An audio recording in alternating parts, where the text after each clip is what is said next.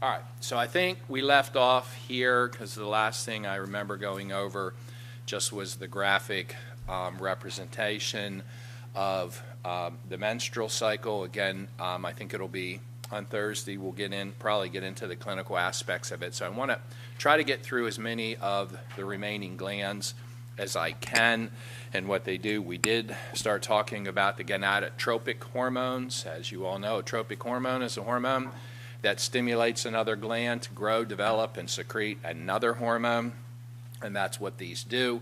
And we talked about these being LH and FSH, and that because they're protein hormones, they are released in pulsatile fashion. So they have both amplitude and pulse frequency, and that's very important because depending on need from the hypothalamus and how it's stimulating the pituitary to pulse these hormones has a profound effect on the end organ, which are the ovaries and the testes. Although it is very difficult, yes.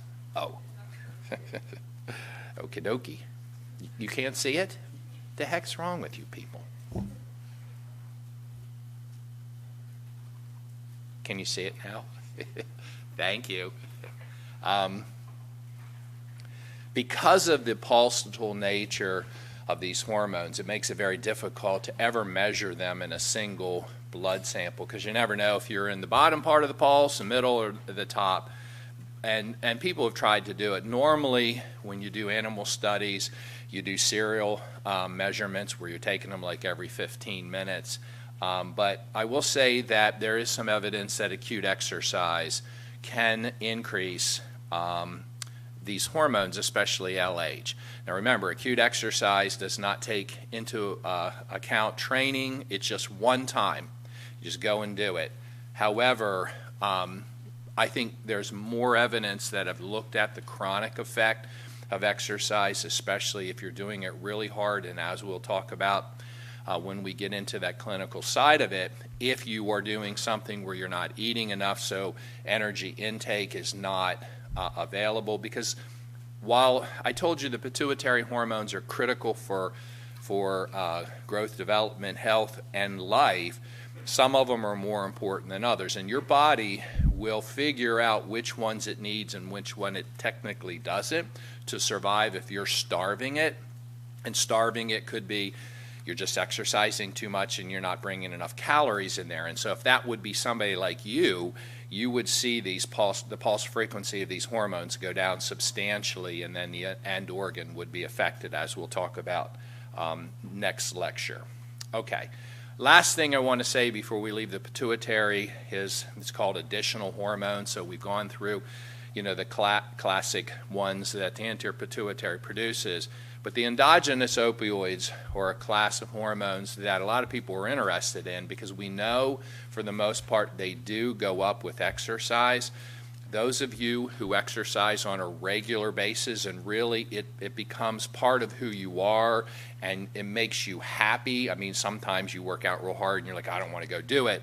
But if you are an athlete or if you're a person who exercises on a regular basis and you get injured and you can't do it, you know what I'm talking about. You just don't feel right. You feel off. I'm not even talking about the weight gain potentially. I'm just talking about you just don't feel good. Well, part of that is believed to be that you're not getting the daily stimulation of the brain that's causing these endogenous opioids to be released. So beta lipotropin, beta endorphins, these are morphine-like compounds. They have similar effect as if you had morphine, obviously, at a lower level, so they will stimulate the brain, cause serotonin to go up, and give that euphoric feeling that a lot of people will report after exercise. Those of you who are runners, you know what I'm talking about, runner's high, right? The feeling that you feel like when you're done, you're like, I feel really good. Part of that is you're done, right? But part of it is also you really have these hormones being released. They do have some effect on other hormones. So you can see the first one, strongly inhibit LH and FSH release from the anterior pituitary. This is another hormone or classification of hormones along with prolactin that has kind of been thrown into that milieu of could these be contributing to the athletic amenorrhea that some women get, especially if they have these being released every day when they exercise? Maybe yes, maybe no. I think, again, there's enough evidence to show that it's not consistently happening in all women who do have reproductive problems. But I will tell you that if you do have these things released constantly at high levels, they can inhibit the pulse frequency of these hormones. They do stimulate growth hormone, and they may stimulate prolactin. We already talked about prolactin having a negative effect here. So again, I don't want to leave you that any women who have these things go up are going to develop athletic amenorrhea. That's just not true. But it could be part of the cascade that has an effect. All right, so maybe associated with increased pain tolerance, improved appetite control, reduced anxiety, tension, anger, and confusion.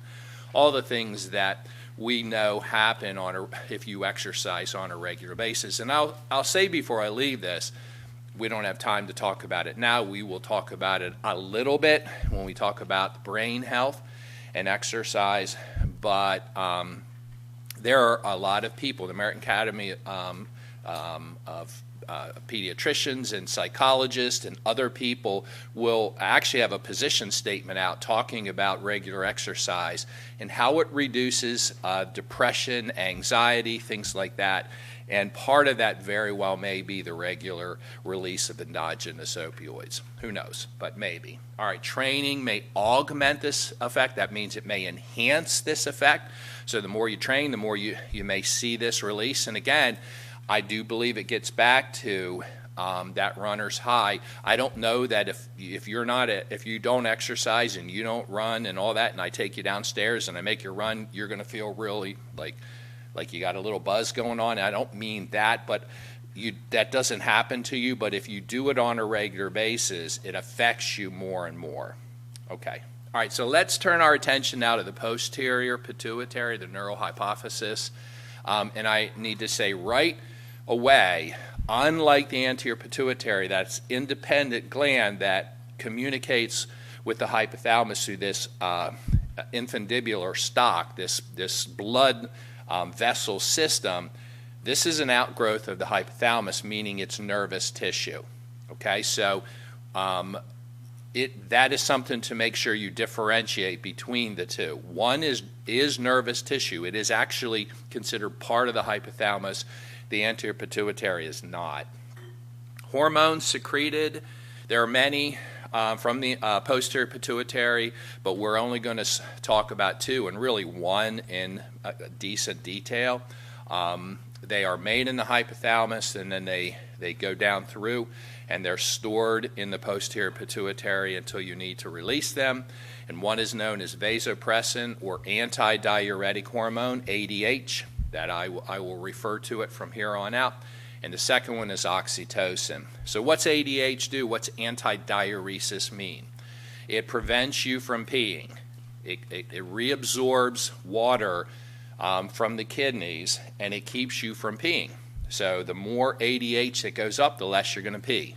The less it goes up, the more you're going to pee. Okay, so I want you just to start thinking about that because it's critically involved in vascular volume. Okay, and we know as cardiovascular physiologists, that's really important, especially when you exercise. So we'll bring this. I'll come full circle on this in a few minutes. But just remember that. That's really, really important. Now, I'm not going to spend any time talking about oxytocin other than to tell you what it does, and I want you to think about this. This is a perfect example of a hormone that is released in a neuroendocrine reflex. So what it does is causes a muscle contraction in the uterus and ejection of milk from the breast, so it stimulates the breast tissue. And so when I talk about a neural reflex, a neuroendocrine reflex, so as a baby begins to suckle, immediately the hypothalamus causes the posterior pituitary to release oxytocin, and milk will be ejected for that baby. And that neural reflex can be trained. So moms, you probably know, I mean, when you're a mom, that even when you hear, if you are breastfeeding and you do this on a regular basis, when the baby starts to cry, you actually start producing milk, even before the suckling starts. That is an example of a neural reflex. And that's what's happening with the hypothalamus posterior pituitary oxytocin axis. Okay? All right, so antidiuretic hormone, as I said, is very, very important to regulate vascular volume. Please know that. Exercise is an important stimulant of this, especially when you exercise really, really hard and you sweat a lot. Now, there may be a delayed response, you'll see in the next slide, but very, very important to regulate vascular volume. So here's a trivial pursuit question.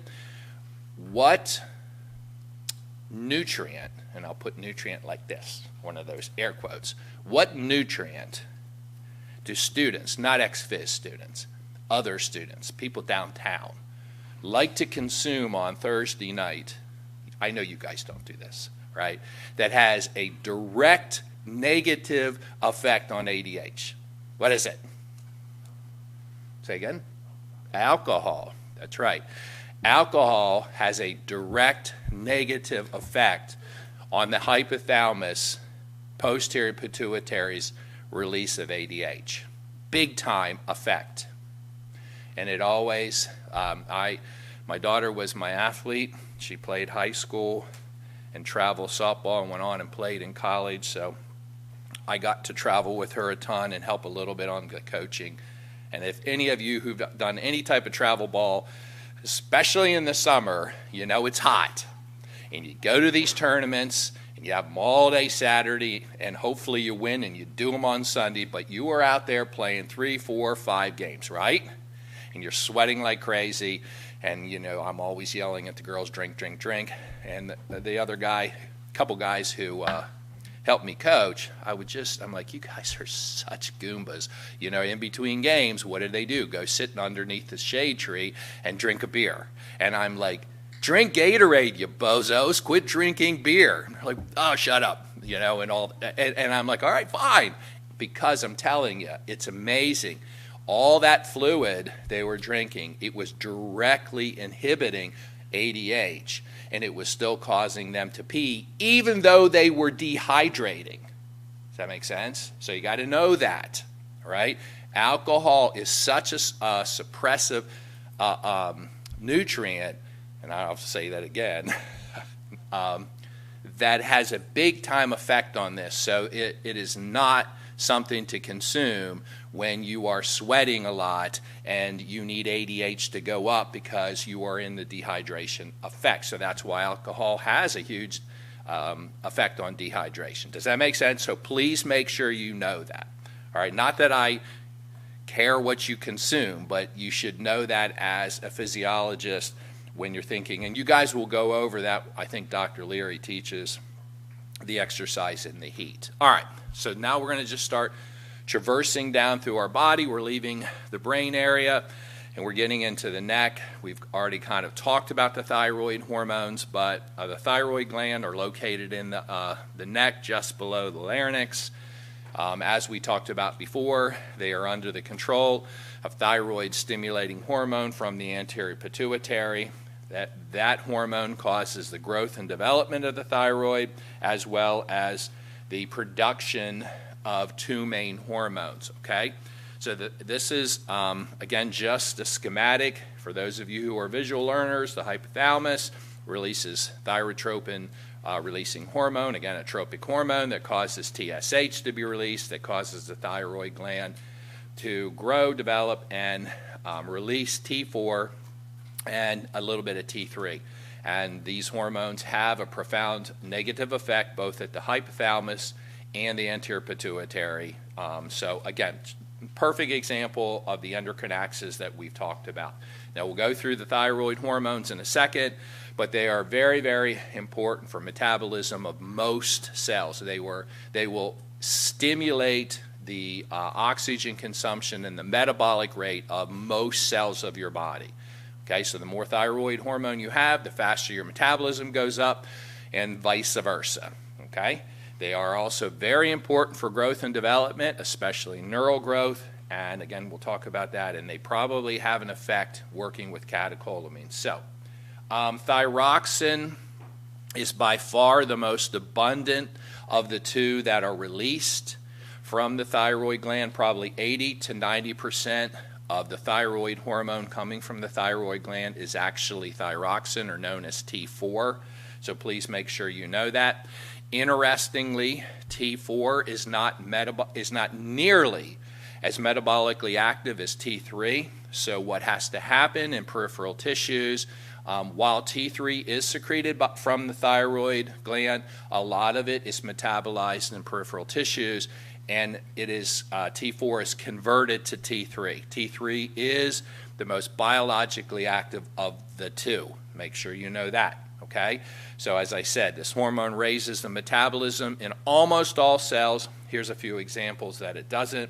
But overall, it's easy just to think most cells have receptors for this, and it causes increased oxygen consumption, etc. Abnormal increases raises basal metabolism by up to 4 times, and the opposite is true. Again, we will go through all of this. In pathophys, we'll talk about what hyperthyroidism does. People who have it just fidget all the time and kind of move around all the time, and they're very skinny. You can eat and eat and eat. The opposite is true.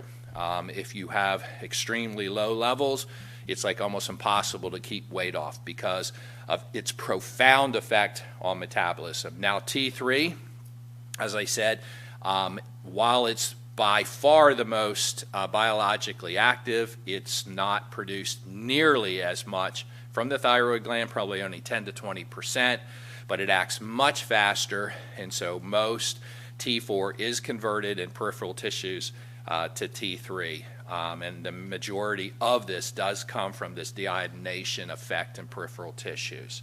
Okay, so what's thyroid hormone do? I've kind of alluded to this a little bit. It provides major, besides its metabolic effect, it is very, very important for growth and development.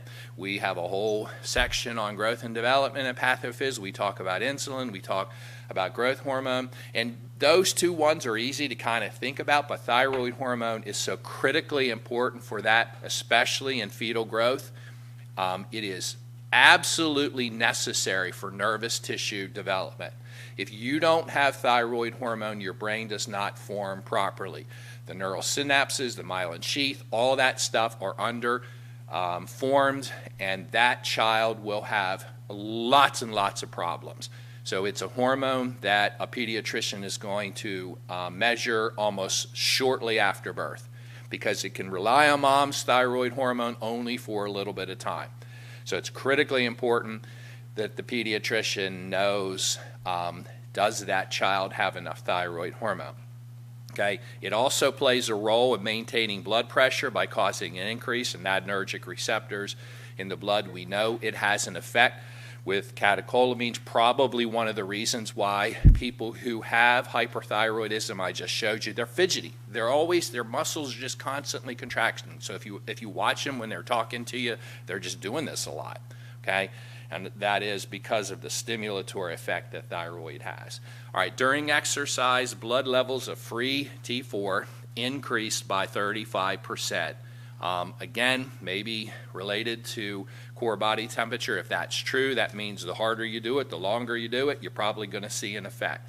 Affects muscle growth by aiding growth hormone stimulation of insulin-like growth factor. And remember, guys, you should now know from last week, and if you don't, go back and review it, growth hormone, most of its anabolic effect are indirect, right? It's indirect because it causes the liver to secrete copious amounts of IGF-1. So that's a very important effect. So this becomes a really important effect because it's helping with this. So as you secrete IGF-1, growth and development of your tissues, cartilage, muscle development go up. And the opposite is true. Now, it's interesting. I do want to throw out there that while I'm saying it's important for growth and development and the anabolic effect of growth hormone, which would tell you that it stimulates muscle growth, that is true under normal circumstances, but too little or too much cause muscle wasting. So if you look at people who have hypo or hyperthyroid problems, they have muscle wasting. So star that or make sure you have it in your notes. While it's very important to work with growth hormone and IGF, that is under normal biological circumstances. Too much actually causes the muscle to break down because it's causing it to be too metabolically active. Okay? And as I said, it's believed to potentiate much of the catecholamines effects. So as we learn catecholamines in a second, please kind of liken back. Okay, so if this goes up and catecholamines go up, potentiate just simply means that the effects of catecholamines will be more rigorous. Okay, that's what it means. Any questions? All right, so again, this is just a schematic. We kind of keep beating this dead horse, but I think you're all going to get it right. Hypothalamus, anterior pituitary, TSH, the growth of the thyroid glands, and then thyroxine and increased metabolism, increased metabolic rate would have an inhibitory effect. The other reason I have this picture up here is I want you to look. This is a posterior view of your neck. Notice the 4 little jelly beans right there, 2 on each side. Okay, see those? All right. Those are the glands that secrete parathyroid hormone. Okay, they're the parathyroid glands. So parathyroid hormone comes from the 4 little jelly beans that are found on the posterior aspect of the thyroid gland. All right, very small, but very, very, very important in their function. Okay, so what's their claim to fame? Right there. They control blood calcium balance, which, as you guys know from having 386, and many of you have already had physiology, that is critically important for nerve conduction, for heart function, for vascular function. You got to have normal blood calcium levels, and your body will do what it needs to do to get those where they need to be. And this is a constant interplay. Remember we talked about growth and development of your bones, and I said, yep, they don't grow any longer after the epiphyseal plate closes, but they are certainly dynamic. You have osteoclasts and osteoblasts. You guys learned that in other classes, right? Osteoclasts are the little Pac-Men that kind of chew the bone and spit the calcium into the blood. Osteoblasts are the ones that take the calcium from the blood and build the bone stronger, right? So osteoclasts are under the influence of this hormone. So as it goes up, the osteoclastic activity goes up because it's going up because your blood calcium is too low. So I want you to think about that, and this is important for everybody in this room, but especially my girls who seem, if you look at the data, they seem to have smaller bones and often more problems with bone health. Calcium intake is critically important, especially in your age. You guys are laying down the greatest amount of bone in your life right now. So I am telling you, exercise and take enough calcium. I don't care if you're getting it in milk or how you're getting it, because you want your bone as big as they can get, because you don't want technically at rest this hormone going unchecked. All right, it's triggered by decreases in blood calcium level, and the opposite is true. So what's it do? You got to know this, all right? Its major function is to stimulate 3 specific organs. Now, the biggest depot of calcium in your body, as you guys know, is your bone. So obviously that makes sense. The kidneys are very important in regulating blood excretion or urinary excretion of calcium. All right, so being able to tell the kidneys, hey, let's hold on to a little bit more calcium is really important. And last but not least, absorbing the calcium that you consume becomes very important. So parathyroid hormone works on all that. Now it's interesting because it seems almost oxymoronic. So this is I know sometimes you get in here, and I know many of you just had anatomy and you start zoning out and you're just writing notes and you're not really thinking through it. This is an area that you have to take a step back and say, okay, how's this working? Because I will tell you that study after study after study will show you that weight-bearing physical activity will enhance bone formation and development. There are many studies that show that. Those of you who exercise on a regular basis, and I'm not talking about my swimmers, swimming's great for you, but that's weightless. Maybe we can argue over my cyclists in here. You're still, contracting your muscles and all that, and if you're getting up off of the bike and you're hammering it, probably okay. But we're talking about if you're a runner, if you're a gymnast, if you are a volleyball player, pick something that's you're banging those bones all the time.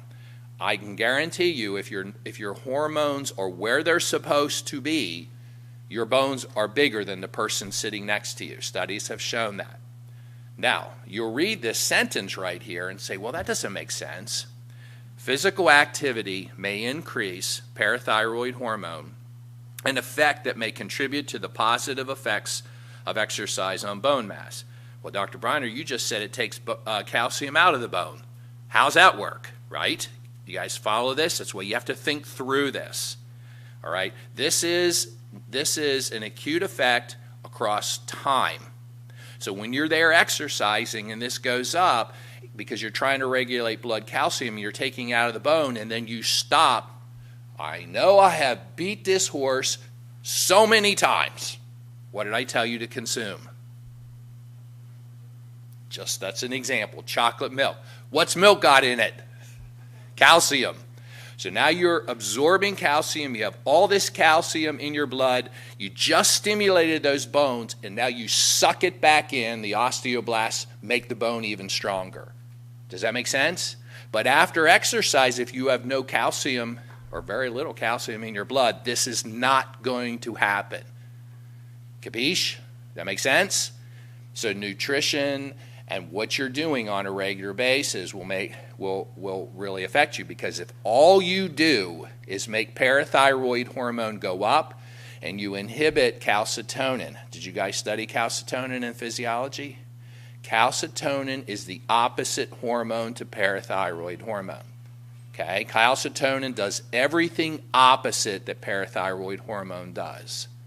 Right? So while I'm fine that you guys learn this and it causes osteoclastic activity to go up, it should be an acute effect, not a chronic effect.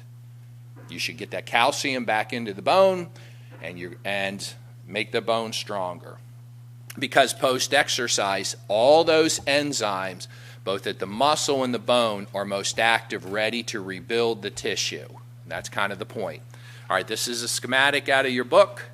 Just to say what I just said, low blood calcium will trigger the release of parathyroid hormone from our 4 little jelly beans, and they have 3 major effects. You have to know this. You very well may see a question or two that you do, okay? Number 1, cause osteoclastic activity to be more active, and therefore it takes the calcium out of the bone and puts it into the blood. Number 2, it activates vitamin D, and activated vitamin D enhances your reabsorption of calcium from the kidneys. So activated vitamin D will cause the kidneys to take back calcium. And number 3, it increases calcium uptake by the intestine. This is making the assumption you are drinking my chocolate milk. So you are providing the intestines, your body, with calcium. Capiche? All right? So it gets your blood calcium where it needs to be. Post-exercise, you're resting. All of the enzymes of these bones are very active. Hopefully we shut off osteoclast. Osteoblastic activity goes up. We take a lot of this calcium, we put it back in here, and we make our bones bigger, stronger. That make sense? Okay, good. All right, adrenal medulla. So we're going further down. Okay, so we're leaving the neck, and we're coming down here to the kidneys. Everybody look up here with my little graph. You guys may or may not know that the adrenal gland is the hat that sits on top of the kidneys. These 2 little dudes right here. All right, and amazingly, these little hats are 2 independent endocrine organs, endocrine tissues. You got the cortex, the inner part, or the outer part, and the medulla, which is the inner part. We're going to talk about the medulla right now, this inner part. Okay, the medulla is part of the sympathetic nervous system. It is innervated directly by the sympathetic nerves. It works to prolong the sympathetic effect by secreting our catecholamines. epinephrine and norepinephrine, also known as adrenaline and noradrenaline. Okay, I know you guys have studied this a lot in other classes, but it's very important that you see that. All right, epinephrine and norepinephrine, you will release more norepinephrine from your nerve endings, lots more, probably an 8-to-1 an effect. However, you actually secrete more epinephrine from the adrenal medulla. Collectively, these will increase blood catecholamine levels. So again, you can get catecholamines, a lot of norepinephrine from spillover from your nerves when the sympathetic nerve fires. But remember, it's also innervating that tissue, causing norepinephrine and epinephrine to be released, and it ultimately will increase the circulation of these. All right, major effects are what catecholamines do. Increase heart rate, depending on whether they bind to beta or alpha receptors. Again, this should be all something you learned in physiology. It's either going to cause constriction or vasodilation of vasculature. Usually it causes a constriction effect, but that's not always true in the respiratory tract. Okay, and it increases certain glands, secretion, and activation. All right, but when you think, remember the very first thing I told you when we started talking about the endocrine system, I said it works hand in hand with the nervous system. The nervous system does things instantaneously. The endocrine system does it a little bit more slow. So the catecholamines that are coming from the adrenal gland are taking longer to get into the vasculature. Then they have to circulate, then they have to bind to receptors. So for example, heart rate. Sympathetic outflow causes your heart rate to go up instantaneously when the nerves fire. That's not true with this. It's a delayed response, but together they are working together, okay? All right, epinephrine stimulates glycogenolysis and lipolysis. Norepinephrine, probably a little bit more of the adipose effect. We'll talk about this again in a second. I'm going to come back to this, but very important right here, both inhibit insulin release. Okay, both inhibit insulin release. All right. Now, I put this in the lecture because I kind of wanted to show you. This is an interesting study. I actually, many years ago, shortly after I was married, my wife was she was a biochemist, and she was hired by the professor and the chair of endocrinology. He was coming from Temple. He was bringing his whole research enterprise here. He hired Kimberly, and he wanted her to train under the person that was running his lab at Temple. So he's like, hey, I want you to come for 3 weeks and do this. And he's like, you can come if you want. I was in graduate school. I'm like, sure. So we went, and he put us up in a hotel. Now, the reason I'm telling you this is Temple has a huge transplant department. So they do a lot of cardiac transplants there. So I got to go and work with the exercise physiologist and watch what happens with exercise after a transplant. It was very, very interesting. And this is what you see. All right, now the reason there's a purpose of me showing you this. This was an individual who did an incremental exercise test prior to his transplant, and notice that heart rate goes up in a linear fashion until you hit max. Right? You guys learned that last semester. This was what his heart rate did after the transplant. Very slow, started to go up, took a while, and he never got to the same max heart rate. Why did it go up, and why was it delayed? Now think, guys, this isn't a hard question. You know this. What happens when you get a transplant? What are you severing? Are you not severing the nerves, right, that actually innervate the SA node, right? You guys learn all this. I know you're just sitting here vegging out and acting like Goombas right now, right? Come on, think. You hack out that heart and you put another one in. Now the nerves are not going to the SA node, right? So you don't get that instantaneous increase in sympathetic outflow. But why did his heart rate actually start going up over time? What's causing that? Pardonnez-moi. What is it? What did we just cover? Coming from? There's two places catecholamines can come from. Your nerves and the adrenal gland, right? And I told you the adrenal gland release, everything is slower. You guys following this? So does it not take some time to go from the hat on the kidney to the bloodstream, into the bloodstream, to the heart, and then bind to the receptors? Yes, nod your head. You guys are smarter than just staring at me like a bunch of clueless chairs, okay? So think through this, all right? The reason I'm showing you this is I want you to think about the importance of these hormones, but for you who actually are healthy, you get the benefit of both, right? All right, enough said. All right, so the adrenal medulla hormones both increase with exercise and are classically called exercise-intense hormones. So the harder you do it, the more you get. Athletes involved in sprint power training show greater sympathetic outflow than people who are aerobically trained. All that means is, did you guys cover anticipatory heart rate last semester when you did it? What's anticipatory heart rate? Huh? Very good. Goes up before exercise. And the more you're trained, the more the brain learns to do that, right? So if you are a trained power athlete or sprinter, it's said that will actually, you have a greater anticipatory heart rate than if you are somebody who's much more like a distance runner. Does that make sense? Because you need your heart rate higher at the start of that activity. Activation of the adrenal medulla and its effect on blood flow distribution, cardiac contractility, and energy substrate mobilization will benefit the exercise response profoundly. All right, so this is a schematic again. Let's just review. The adrenals and the sympathetic nerves will secrete both epinephrine or norepinephrine and epinephrine. You get much more norepinephrine coming from nerves.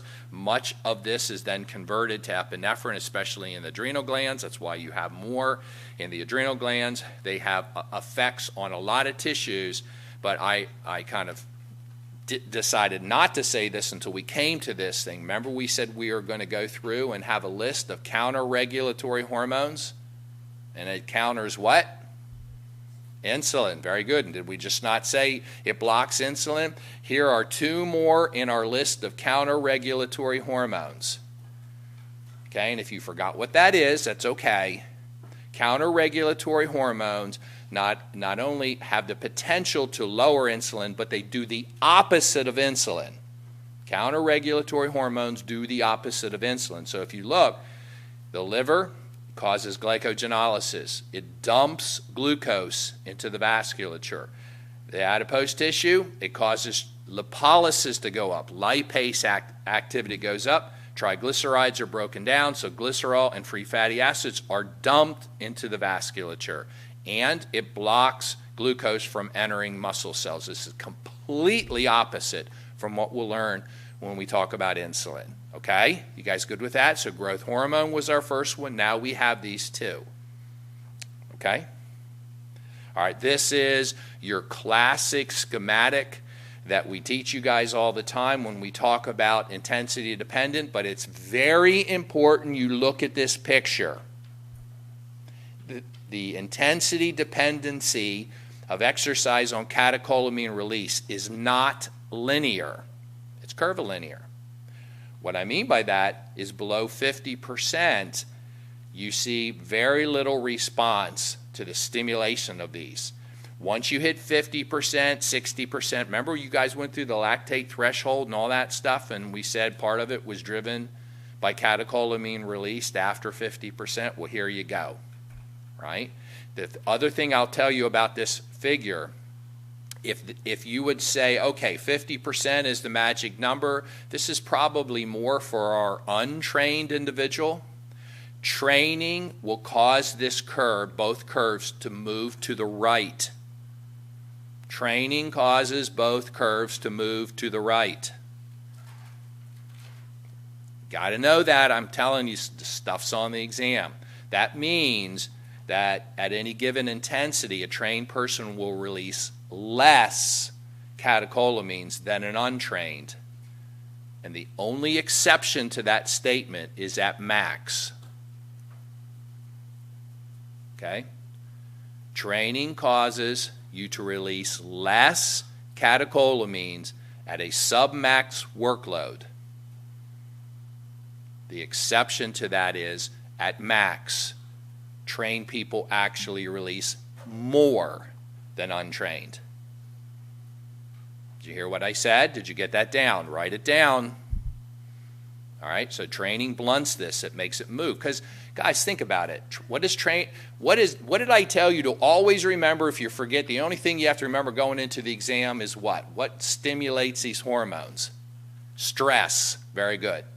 And training reduces the stress except at max. Max is max. And so my trained athletes in here can go harder and can go longer at max. That's why you release more than the untrained. But outside of that, training blunts the response. Okay? All right, guys, good? All right, everybody look at me. Put your pencils down. See what time it is. I knew it would be a perfect time to wake your butts up. All right. Here's something I do a lot. I do a lot of this in pathophys, but I said we're going to do it in this class. All right, this is heads or tails. You guys know where your heads are, right? Heads or tails. I have a bionic eye, my buddy tells me. If I see you cheat, you will do this up here next to me. All right? So when you read this question and I say go, you are to put your hand on your head or on your rumpus. Get up. Stand up. And I'm looking at you guys in the back row, so don't think this is what you are not allowed to do. When I say go, you do one of these numbers. Or you do that, you're coming up here. Get up, get up, get up. Come on. Guys act like you didn't just have a 3-day weekend, for heaven's sakes. All right. Ready? Put your hands to your side. Just like this. Don't you move your hand until I say go. Cell hormone receptor numbers are determined at birth and do not change. Go. Your hands on your butts, you can stay up. Good. Number 2. All right, that's an easy one. Number 2. Cyclic AMP becomes a second messenger for steroid hormones by activating specific protein kinase, which then activates target enzyme to alter cellular function, which is the ultimate goal. Go. If your hand is on your head, sit your bottom down.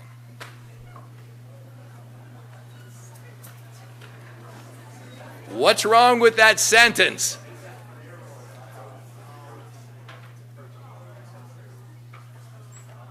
Pardon? Oh, man. You know, I'm so disappointed. I figured at least you guys would make it through number 2. What's wrong with that sentence? It's supposed to be protein, not steroid. All right. I won't call you losers sitting there, but you guys can do this if you want, but you got to keep your bottom down. All right. Number 3. All hormones which have the ability to stimulate the release of another hormone from a gland are known as tropic hormones. Go. If you have your hand on your head, stay up. Good. Did my losers know that question? All right, number 4. The chronic activation of the H-PAC axis has been shown to reduce muscle development and growth. Go. Oh, I saw some of this going on. If you have your hands on your butt, sit down. Ooh, look at this. Look at this. All right. You guys are going to be all embarrassed, aren't you? What's wrong with that? Obviously, it's false. What is the H-PAC axis going to do? Release ACTH, cortisol, right? Actually, it's true. Wait a minute. What did I just say? The chronic activation of the H-PAC axis has been shown. Yeah, so if you have your hands on your head, you were right. Yeah, that's true. Good. All right, number 5. All right, I'll give you a second. Physiological effects of growth hormone include enhance cartilaginous growth, increase glucose uptake by muscle cells, increase lipolysis in adipose tissue. Go. If you have your hands on your head, sit down. Ooh, look at this. It doesn't usually flush out quite so well. All right, what's wrong with that? B is false, right? Do you guys know that we're sitting down? Okay. Hopefully next time we play this, more people will be standing. All right. All right, this is your bonus. Cortisol is known to block the effect of growth hormone because it inhibits GnRH from the hypothalamus, stimulates excessive IGF-1 from the liver. Go. Where's your hands?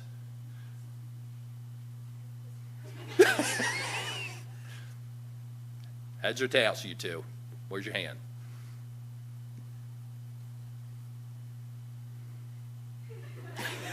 Pick one. Both of you have your hands where? Your butt? All right, come to my office, you get the prize. You're right. What's wrong with this? This is hard. This is a hard question. I always put the bonus as the hard one because I always want to get everybody sitting down, but geez, you all sat at number 2. What's wrong with that question? Cortisol, the second one is wrong, right? Because growth hormone, yes. See, you had to know 2 things in this sentence. First off, does cortisol block the effect of growth hormone? Does it? It does. All right, so if it blocks the effect of growth hormone, what's growth hormone going to do? Cause copious amounts of this to be released, right? So if it's already blocked, that's going to go down precipitously. So very good. All right, give them a hand. Come on. All right, are you awake? All right, couple more slides and we'll be out of here. All right, I realize these are hard to do because I'm making you do it on the spot. All right, so you have a little bit more time on the exam, but they're very helpful. Do you think that's helpful? Okay, all right. We might do it again, maybe. All right. So let's at least finish the adrenal gland and then we'll get out of here, okay? All right. Adrenocortical hormones secreted by the cortex, okay, the outer part of your adrenal gland. Again, to remind you, the hat's on the top of the kidney. All right. So we have 3 classifications or categories of adrenocortical hormones. I care that you know all 3, but the first 2 are by far the most important. When you study this next year, when you're all going to come into pathophys and learn all of this, so we're going to talk about the importance of the pituitary gland. And as I said, you have to have it for life. One of the major hormones from the pituitary gland that you cannot live without is ACTH, because ACTH is going to stimulate this gland to secrete these next 2 classes of hormones, and without these you cannot live. Okay, so the first one is mineralocorticoids, and the reason it's so important is mineralocorticoids are known to regulate mineral salts of your blood, in particular sodium. Okay, so it will cause sodium to be reabsorbed into your vasculature, potassium, and that is so critically important for so much. Again, nerve conduction and vascular volume, etc. So if you don't have these, your vascular volume can fall so much that you get cardiac collapse and you can't live. All right, so aldosterone is the one I want you to know. So aldosterone is our main mineralocorticoid. Probably 95% of the mineralocorticoids that are released are in the form of aldosterone. So what's its claim to fame? It causes reabsorption of sodium from the kidneys. Critically important. Very, very, very important. So when you think about it working with antidiuretic hormone, remember, antidiuresis, antidiuretic causes fluid to come in. But when you reabsorb sodium, you guys remember this from physiology, what does sodium do? Pulls fluid with it, right? So collectively, these 2 hormones maintain vascular volume. Very important for all the time, but especially when you exercise. Okay? For every sodium reabsorbed, potassium and hydrogen are exchanged. So this literally causes proper pH balance, it causes vascular balance, etc. Okay? So, increase in aldosterone increases sodium reabsorption. A little sodium is voided, and so therefore little fluid will be avoided. Increases cardiac output, increases blood pressure. So collectively, aldosterone is going to aid in increasing cardiac output. Cardiac output, right, is heart rate, stroke volume. Very, very important. And we'll talk about the renin-angiotensin mechanism in a second, how this all works together. But again, make sure you write this down. So it increases blood pressure, right? Increasing, and you guys know this. I mean, I'm on 2 different blood pressure medicines, right? No matter how much I exercise, no matter how much weight I try to keep off, I got terrible genes. Both my parents have hypertension. He gave it to me. I've fought the good, my doctor said, you fought the good fight. In your mid-50s, your still blood pressure is okay, but now it's creeping up, and we're going to put you on medicine because maybe some of these hormones are just too high, and it's a genetic problem. All right, decreasing aldosterone decreases sodium reabsorption and decreases water reabsorption. All right, this is a very busy slide. You guys, how many people actually have completed physiology? Raise your hand. How many people are currently in physiology? How many people have not taken physiology? What happened to this? You guys, I trained you really well, and now we're back to this foolishness. So most of you have already had physiology, right? Nod your head yes or no. Okay. So you should have covered this, but I want to go through it because both of these hormones we've talked about are so important with exercise. And if you're like, I don't understand why, let's just take a couple minutes and go through this. This is a little kind of wonky. I was looking at this morning. I don't know why it's so blurry, but it is. So angiotensinogen is a protein that's produced from the liver. Now let's drop down here to the kidneys. The kidneys are regulating vascular volume, right? They are filtering all of your blood constantly. Your 2 kidneys, you have to have this for normal life. As they are seeing reduced volume, they're not happy.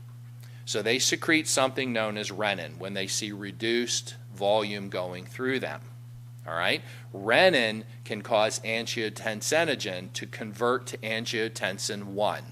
You guys see that? So let's keep it simple, guys. Reduce vascular volume through the kidneys, produce renin, which cause this reaction.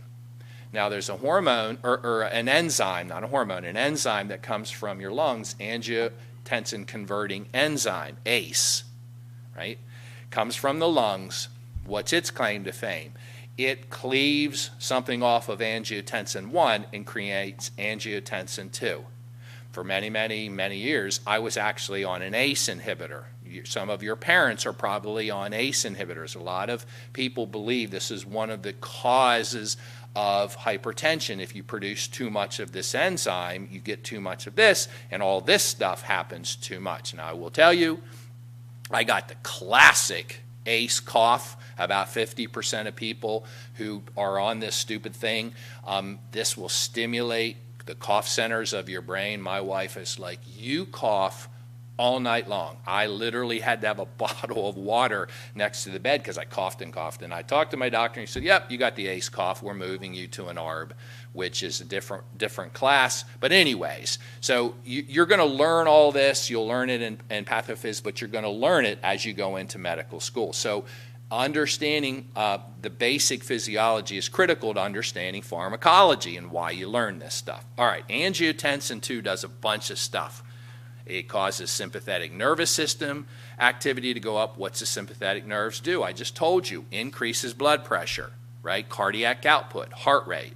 It causes increase in this whole thing about sodium and potassium exchange. So it increases the reabsorption of sodium, right? Now notice what it does here. Angiotensin 2 stimulates our little hat and causes aldosterone to go up. So this guy and this guy cause all this stuff to go up. Can you see why it's making your blood pressure go up? Sympathetic nerves are more active, and you're sucking in more of that sodium right there. And also, notice this, comes down here, posterior pituitary, increases ADH. What's that do? Increases fluid. You guys see this? So this one guy right here, being acted upon by this one guy, causes all this stuff to take place, and that's the reason why many people are on this enzyme blocker to stop all this if you have hypertension. Does that make sense? Okay, good. So all of this becomes very important when you exercise, and it all goes back to, keep it simple, guys. If you exercise in the heat, what do? You sweat. If you sweat a lot, what happens to vascular volume? It falls. If vascular volume falls, what happens to kidney perfusion? It falls. If kidney perfusion falls, you get more renin, right? You follow that? So it's trying to, and it only, the last thing I'll say about this, it only works one way. It only makes blood pressure go up. It doesn't make it go down. There's no going down here. Okay, you guys follow all this? All right, so that's why I really want you to think through the powerful effect of aldosterone and ADH when it comes to exercise, because both of them are being released when vascular volume falls because of all this effects. Are we good with that? Did I explain it so that it makes sense? Okay, good. All right, cellular responses to aldosterone are slow. It requires relatively prolonged exercise. I suspect this is because what I just said. If you are consuming a lot of fluid ahead of time, that's why if you're going to run a race, make sure you're hydrated, okay? And consume some fluid while you're going so you don't have to see the vascular volume falling. But if you would start this, all bets are off on this number right here if you would start the exercise in a little bit of a dehydrated state, right? Okay. All right, second one that I want you to know is our glucocorticoids. We kind of talked about that before. This is your classic end hormone of the H-PAC axis, the hypothalamus, the pituitary, the adrenal cortex. Okay, so you often see it referred to as H-PAC. All right, hypothalamic, pituitary, adrenal cortex. This axis is known as our stress axes. I know I told you that most of these hormones, almost all the hormones, are released by stress. That's true. But this axis is activated anytime you're under psychological or physical stress. And that's why it's so very important for health and for just life, because you have to have this axis being activated when you are under a stressful circumstance. All right, the end hormone, I want you to know, it's not the only one, but the one we care about is cortisol. It's the major one, and it has a profound effect. So think about, look right here. Again, keep it simple, guys. Read that right there. What's the first part of that word tell you it's probably regulating? Glucose. Very good. Glucocorticoid, a glucose regulator. Okay, so cortisol has a profound effect on blood glucose. Anytime blood glucose falls, this hormone's going to be released. Right? It does other things as well. It has a major effect on fat. We'll talk about that, both turning it over, and unfortunately excessive amounts causes visceral fat deposition. Do you guys know the difference between visceral and peripheral fat? You guys know, we're going to study it next unit when we talk about obesity, but visceral is the fat here. This is the fat that's in your abdomen around your organs. It's the bad fat. I'll say this now, and I'll say it when we do this lecture. I always joke with students, I'm like, if God comes down tonight and he says to you, you know, I got good news and I got bad news. Which one do you want first? Give me the bad news first, God. All right, you're going to wake up tomorrow and you're going to be obese. What? But the good news is I'm going to let you put the fat where you want it. I want you to tell God to do not put it in my stomach. Put it in my butt. All right? All right, you'll learn why, okay? But fat is not created equal when it comes to metabolic capabilities, all right? So visceral, or the abdominal fat, is much more bad when it comes to all the things. We'll learn that. All right, and unfortunately, cortisol increases visceral adiposity. Write it down. Cortisol increases visceral adiposity, especially when it's chronically elevated. Okay? And we will cover that a lot next unit. All right, this is out of your book. I know 92% of you didn't buy a book, but that's okay. I put it up here. It's in your lecture. But again, stress, circadian rhythm. I'll show you the circadian rhythm effect in a minute. But causes the hypothalamus to release CRH, causes the anterior pituitary to release ACTH, and it causes the adrenal cortex to release cortisol. Again, our negative feedback loop. But notice all the things cortisol does. Number one, it causes decreased glucose uptake, decreased amino acids. It's keeping that stuff in your vasculature, right? It's keeping your tissues from sucking it up. Because remember, it's a glucocorticoid, and probably the chances are your blood glucose is falling. Number two, it can increase adipose tissue synthesis. We just said visceral adipose tissue, not peripheral, but visceral. Okay? Number three, it is a cortisol and ACTH, and we talked about this. It was actually in your little heads or tails. It's considered a catabolic hormone. What's catabolic mean? Breakdown. Right? It breaks stuff down, and it's very, very effective at breaking down muscle to release the amino acids, and the amino acids then go to the liver, and gluconeogenesis is upregulated because it's trying to make glucose from a non-glucose source. So if you are trying to develop muscle, you do not want copious amounts of cortisol released. It becomes very difficult to build muscle with high cortisol. You might see that on the exam, okay? Very difficult to build muscle with high cortisol because it inhibits protein synthesis, etc. Okay? And we will talk about this when we talk about insulin, so you don't have to write it down now. I'll come full circle. But people are very interested, and you need to be very interested in the insulin-cortisol ratio because insulin's anabolic, cortisol is catabolic. All right, this is the diurnal effect of cortisol. In case you didn't know, cortisol goes up when you sleep. It falls during the day, okay? So it's interesting, well, it goes up at night. And people who are under chronic stress, who have inappropriate sleep patterns, have been shown to have higher cortisol, but lower growth hormone. All right? So again, another reason why you don't want to have crappy sleep. Okay? All right.